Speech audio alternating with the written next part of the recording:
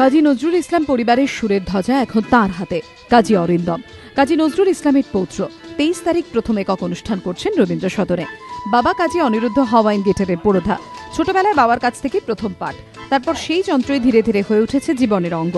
কোনো প্রথমমাপিক শিক্ষকের কাছে তালিম নয়, বাবার রেকর্ড শুনেই ধীরে ধীরে তৈরি হয়েছে সুরের জ্ঞান। 23 তারিখের অনুষ্ঠানও সেই বাবাকে উৎসর্গ করেই। যেহেতু ছোটবেলা থেকে গান টান শোনার একটা রেওয়াজ ছিল, বাবারা খুব রিহার্সাল করতো, সেইগুলো শোনাও অনেক বড় হয়েছি। তারপরে নিজে নিজে অল্প অল্প করে চলা শুরু। প্রথম দিকে মায়ের কাছ থেকে অনেকটা হেল্প পেয়েছিলাম, আর পরবর্তী সময় আরও যারা তখনকার দিনে প্রতিষ্ঠিত যারা হাওয়াইন গিটারিস্ট ছিলেন তাদের বাজনাও প্রচুর শুনেছি। নিজের একটা ধারা তৈরি করেছি। গানে সুর দেন, কিন্তু বাণিজ্যিক ক্ষেত্রে এখনো সেভাবে দেখা যায়নি, কারণ নিজেই স্বীকার করলেন তিনি একটু চাপা স্বভাবের। অনেক কিছু বিষয় অনেক কিছু মাথায় রাখতে হয়, আর আমি সত্যি কথা বলতে কি একটু সময় ছাড়া আমি কাজ করতে পারি না। আমি ঠিক এক একজন আছেন তারা পারেন খুব তাড়াতাড়ি অনেক কাজ করে ফেলতে, আমি সেগুলো পারি না। আমার চিন্তা ভাবনার জন্য একটু সময়ের দরকার হয়, তবে ইচ্ছা আছে ভবিষ্যতে আমি নিজে কিছু করব।